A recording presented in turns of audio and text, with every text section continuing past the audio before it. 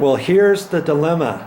If you haven't been watching my videos on what I've been going through to try to make these repairs on this deck, then you need to watch those videos, because this is an extension of that. I'm not going to make the repairs just yet, and everybody who's watched my videos so far on coming up to this point, the reason why I'm not going to do any repairs just yet is because I may not be the responsible person and party who needs to do this.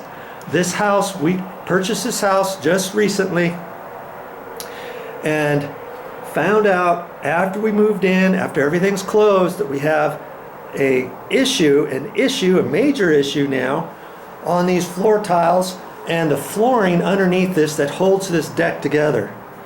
Now I've already gone through, and hopefully you can get a chance to watch those videos. I've already gone through explaining how I got underneath this floor, because I can access this area now.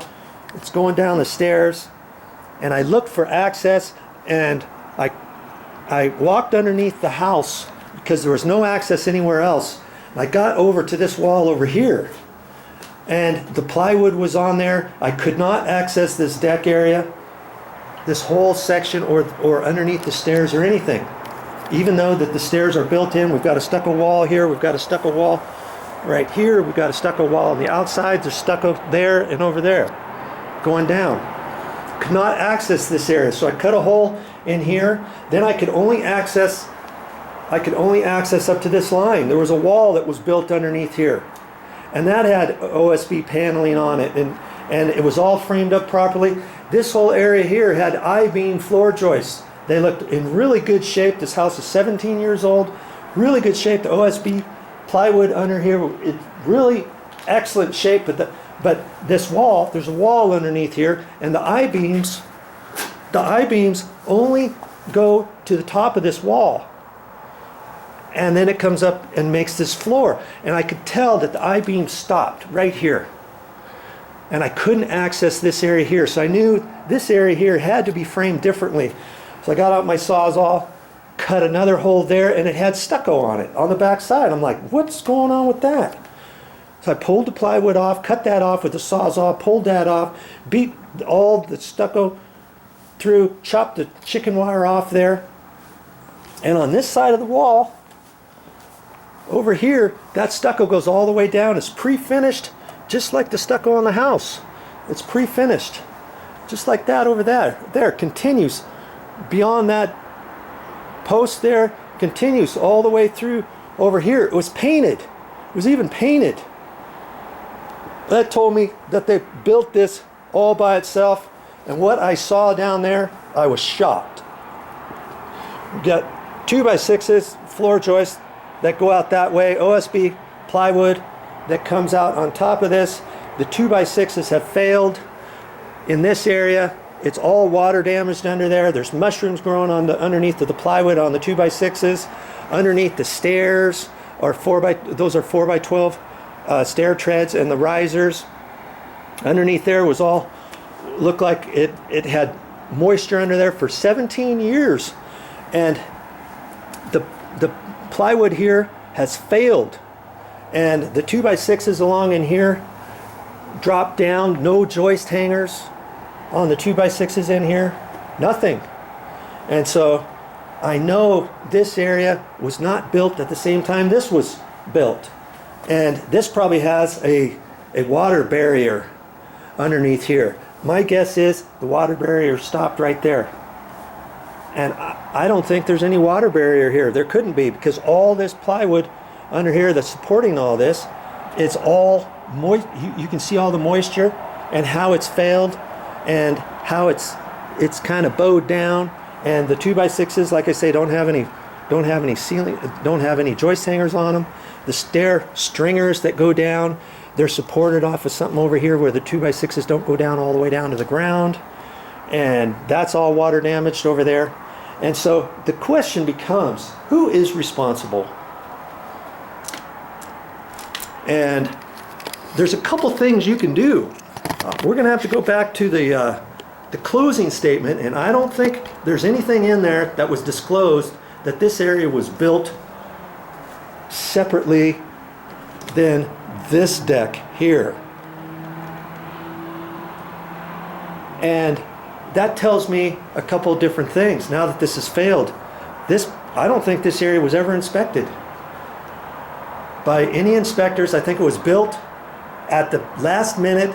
Maybe they decided, oh, hey, let's extend this out a little bit. Let's put some stairs down there so we don't have to walk down the stairs all the way down to the side of the house on the exterior from the garage on down to the backyard.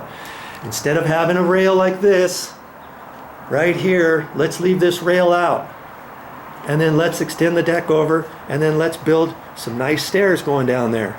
And let's build these posts and build walls underneath over here and tie all that stuff in. And they got the same stucco guys to do everything, the same guys to do the rails. I don't know how they got this done without an inspector ever looking at this area, because mark my words, no inspector would have inspected what I saw down there.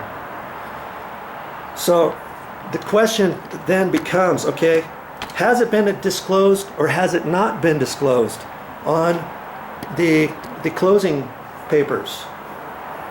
And if not, what can be done about it?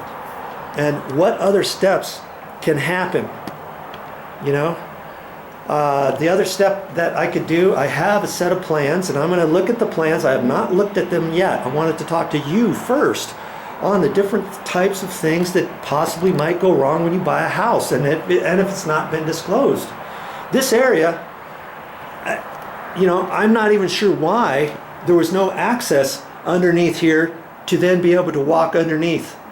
Because if you've got areas in your house underneath that are accessible from point to point, you have got to cut holes underneath to supply access. Now maybe that OSB plywood that was all on here was for shear or something to keep it from earthquakes, shaking or whatever, but you still have to have some area cut open with a door access, or just cut between studs. And the same thing right in here where this wall is here underneath. There was no access to go underneath the stairs there. You can't do that, because then, see, we can't go back to our termite inspection on the house, say, hey, you missed it. They did not miss it because they could not gain access into this area. And all termite inspections done, they always cover themselves. Hey, if we can't gain access, we're not responsible for those areas that we cannot gain access to, blah, blah, blah. Same thing with the homeowner's inspection. When we bought the house, we had a homeowner, a home inspector, certified licensed home inspector, come out and check everything to see what types of things could be wrong with the house before we put the offer in, or made some exceptions or exclusions or some variances, $5,000, $10,000. We add the right to add onto the house if we find different things from the homeowner's inspection that need to be repaired, this, that, and the other thing. Okay, but the homeowner's inspection, he's going to say the same thing. Hey, I couldn't gain access to this area. I wish on the homeowner's inspection he might have included, hey, we couldn't get underneath that deck. It looked like there was some variances in the alignment of the tiles. They don't look, something looks suspicious underneath here. It wasn't this bad before. This has sunk down in the last couple months more than what it was before. Before it was only, you know, it was only a little bit, and I thought it might have been something underneath the tiles that could be fixed, not underneath the floor. Not that the floor had failed. Had the homeowner's inspection report said we can't gain access underneath this area, then I would have been suspicious of this. I would have insisted, hey, somebody cut a hole through here so we can take a look under here. Cut a hole through this other thing so we can take a look under there. Had I have known what I know now, okay? So based on this, maybe you can gain some knowledge and experience when you get ready to buy a house, when you get ready to sell a house, the types of things somebody else might look at. You're trying to sell a house, maybe the new buyer is going to ask you those types of questions. You got to have answers for that. And so then the question becomes, well, I'm going to look on the set of plans. I don't know if it's the approved set of plans that the inspector signed off of. I had requested that when we purchased the house, and all I got was, hey, we'll provide you a set of plans. Look at that and share the findings to you and what we find on that too. Okay, so stick around. There's more to learn on my channel on how to fix things around your house, and you know, I get ready to decide how to make these repairs. I'm sure I'll make videos of that too. It's going to be very interesting for you to see what all it's going to be entailed to get this area taken care of, and whether or not we feel it necessary to replace these 4x12 stairs as well. Hopefully, maybe those can be saved. We'll see. And all the different things that are going to have to go in to tying the flooring back into here, reframing this properly, and tying in where the floor membrane is underneath these tiles. I'm hoping that these tiles we can remove those, and I don't believe they're glued down or anything. I think they're just laid down flat tight. Okay, side by side by side by side. If they are glued down, we might not be able to bring them up, and if so, some of these could crack.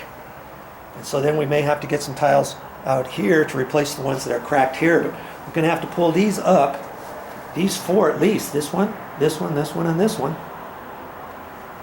in order to tie in the floor membrane, so that when we get this all done, when it rains out here, the water's still going to be able to flow all the way out to that location. That was the big problem to this whole thing. Had they have done the floor membrane properly, even though how the framing was built under there and stuff,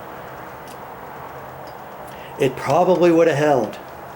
And I could have made a determination, okay, looks a little suspect in certain areas. I'll put some joist hangers under there, put another 2x6 next to one of the existing 2x6s, and put some joist hangers under a couple that looked kind of questionable or something like that. But had the flooring membrane been tied in properly, we wouldn't have this issue at all. Okay, so there you go. Well, I hope you learned something on this particular video of this series. Keep watching these videos and find out how we get it fixed.